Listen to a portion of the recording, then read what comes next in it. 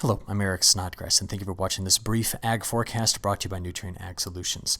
Now, in the longer length video, I do discuss the model performance throughout the month of July, but I want to get right down to the biggest point, and that is how much did our soil moisture values really change throughout the month of July? Because as we looked at the beginning of July, our 16-inch or 40-centimeter soil moisture percentile looked something like this. As we progressed through the month, it eventually ended up like this. So this is now August 2nd. I'll go back over that again. This is July 1st through August 2nd. We've seen the drought deepen in parts of the upper Midwest and the northern plains. This pocket in through here, which was over forecast for precipitation, did get drier in parts of Nebraska, Kansas, and Colorado. The drought in the Appalachian Mountains that does extend into pockets of central North Carolina and South Carolina got drier as well. And even though we did bring in some rainfall into Iowa, Nebraska, South Dakota, and southern Wisconsin, it wasn't enough to undo some of the longer standing drier soil conditions. From there, let's at least look at what we did get over the last week. So we discussed this in our last video. This was the severe storms that did come through this part of Wisconsin, bringing in some drought relief into a pocket here in southern Wisconsin. Then over the end of last week through the weekend, the rainfall you see through here was very well forecast by the models. I thought they did an excellent job with this, especially the WPC, and some heavier rains brought into that area. But outside of this, you just notice much of the rest of the country saw a lot of scattered storms. There were pockets where things were missed, though, and you can start to see them quite clearly in through here.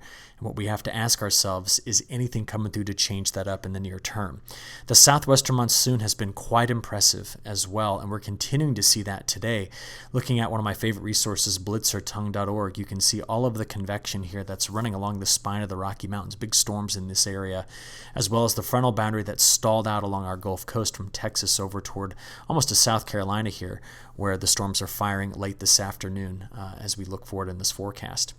Now, where is it going? Well, I want to have a discussion quickly about something called the PNA. We've talked about it in the past, but just a quick reminder. This stands for Pacific North American Pattern. And what you're looking at here is a time series of its values going back to mid-April. You notice that through the month of June and July, just look down here at the second graphic, we spent a lot of time with these values being quite positive, especially toward the end of the month of July. And the forecast is for them to drop off significantly. Now, what does that mean? Why is that important? Well, let me explain this to you. What you're looking at here is the jet stream level winds right now, this afternoon on Monday. And a couple of things to take note of. That positive PNA is partly because of this large ridge you see here and the second large ridge that you see there, okay? So big ridging along the west coast, positive PNA. Troughing would be negative. Where's the trough? Well, it's over here in the cooler air that's occupying much of the eastern part of the United States. What's been challenging about this pattern is that we saw a cutoff low here in the Gulf of Alaska, and there's an elongated trough that extends back almost to Hawaii. And normally when I see the jet stream running over the top of it, I don't expect this to progress or to move forward. But in the latest forecast updates, it's doing just that. You see, when we graph out the values of the Pacific North American pattern through the next 15 days, we see that by the time we get to the end of this week, it is already falling off and going into negative values by this upcoming weekend. That basically means we're going to go from a ridge over the west to a trough. And the thing about it is the pattern's staying open and shoving that trough further and further to the east.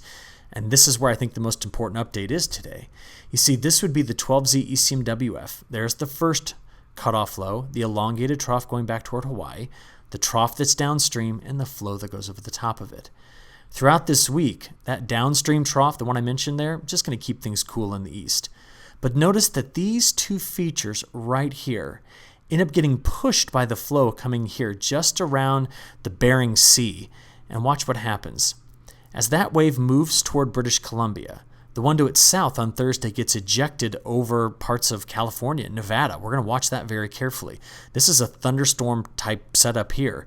And it just keeps getting kind of flung out ahead of, pushed along by the stronger winds on the backside, right through Idaho, Wyoming, into Montana, and eventually here, by the time we get to Saturday morning, into the Dakotas, with the secondary wave behind it here coming through parts of northern Montana, Idaho, Washington, and into southern Alberta.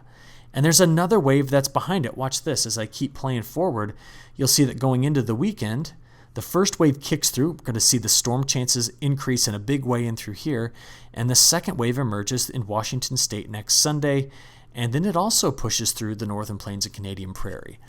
So you look at all of that and we say, well, what does it end up giving us? Well, through the next 7 days, so this takes us out through Monday, much of our precipitation will initially be focused on a stalled out frontal boundary here. We're seeing that, of course, today.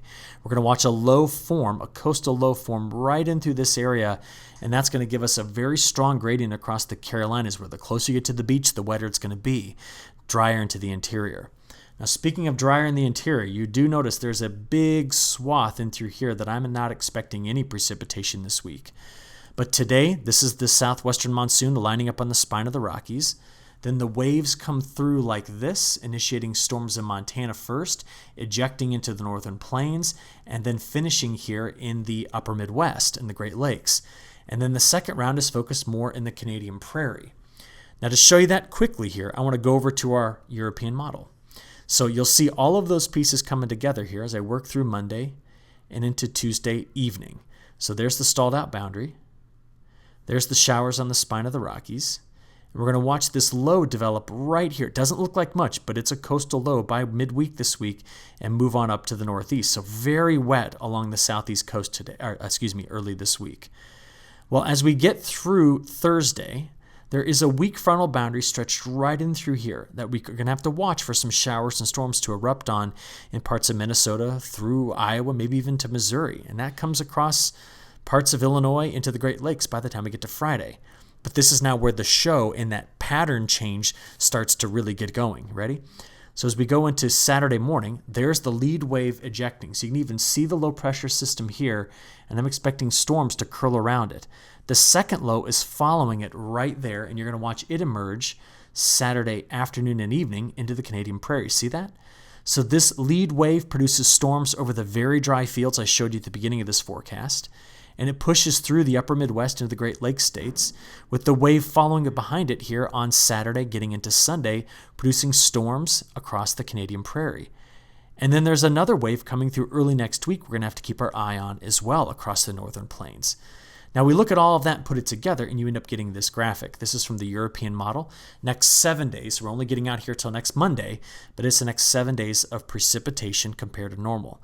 And now you see those storms in this area. And you see the secondary wave coming through, bringing in the wetter conditions through parts of the Canadian prairie. Outside of that, dry here, wet along the coast. Storms up the spine of the Rockies today, tomorrow, and Wednesday. Now, does the GFS agree? This is what the GFS has for week 1. So overall, pretty good agreement on the pattern. We're just seeing the European model, I think, resolve the precipitation a little bit better at this point. But returning rain to the Dakotas, the Red River Valley of the North, Minnesota, this is some of the driest areas in the United States we have right now outside of the West. So I'm watching that very carefully. Where are we going from there? Well, let's stretch it out to 10 days first by looking at the probability of getting an inch of rainfall. So what we've got here, again, in the color shading you see on the bottom here, is the chances of getting more than an inch of rain by the time we get to next Thursday. And this is where we really start to see those chances increasing in those very dry fields that run through this area and through the Canadian prairie. This is all the stalled out boundary down here to the south, which we expect that heavy rain on this time of year. But watch how we get there. You see the pattern shifted to this trough, that's the negative PNA, through the weekend. And then as I go into early next week, the pattern kind of stays open and keeps moving that trough through, such that by the time I get out to day 10, the main trough axis is here.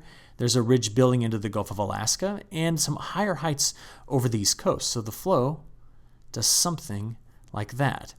Now, anytime you sweep a trough through this part of the country, you are going to see a lot of storms in this area. That's just what the model will do in the presence of a pattern like this.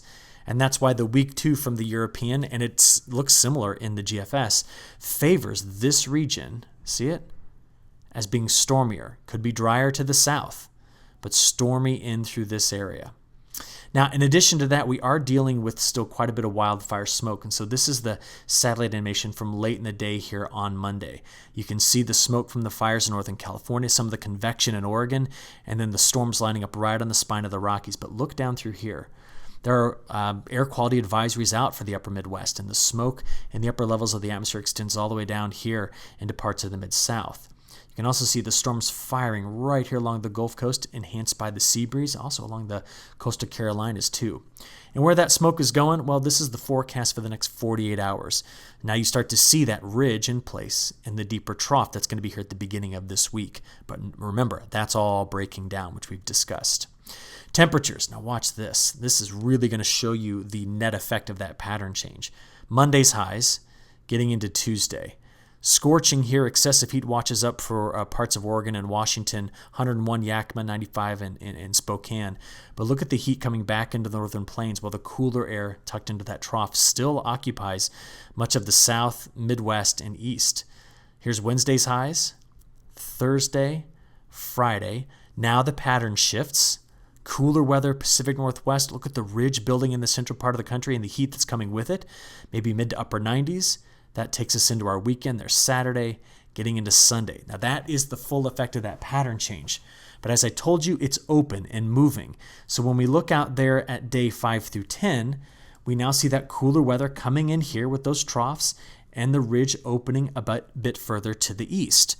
But behind that, as we look out the day 10 through 15, now we start to go back into what we saw, remember? And there's the ridge here, and the ridge on this side, and the broader trough in the midsection of the country we're going to keep an eye on. That takes us all the way out to the middle of this month. Now, bigger picture things we're going to be watching. Atmospheric momentum is going to be key in this upcoming forecast. You see, there's been this area extending out of the kind of subtropics, moving its way to the north over the last month of weakening zonal winds. In other words, we're losing some momentum. And I'm going to watch to see if that gets any farther to the north because the ocean temperatures across the northern Pacific are very, very warm. In fact, they are hot right here. This is the hottest I think I've ever seen it in the North Pacific compared to normal. And I've been looking at these maps for 20 years. We've got right in through here coming off of China and Japan, temperatures that are 5, 6, 7 degrees Celsius above average. So that's 10, 11 degrees above normal Fahrenheit. And what I don't know is what this is going to do to push the jet stream farther to the north. That's going to be the wild card. But it seems as though the long-range models, in conjunction with bringing the MJO out of Africa over toward the Indian Ocean and eventually toward the maritime continent, that is Australia, that those two things are going to work in timing to increase tropical cyclone activity and the pattern across North America. Tropical cyclone activity first. This is what the National Hurricane Center is keeping an eye on right now, 20% chance of something developing off the coast. But I do note that as we work our way to the end of this first week, we're going to be seeing much better chances, 50 to 70% chances in here of getting tropical cyclones, tropical depression development off the coast of Africa. We've been discussing that quite a bit.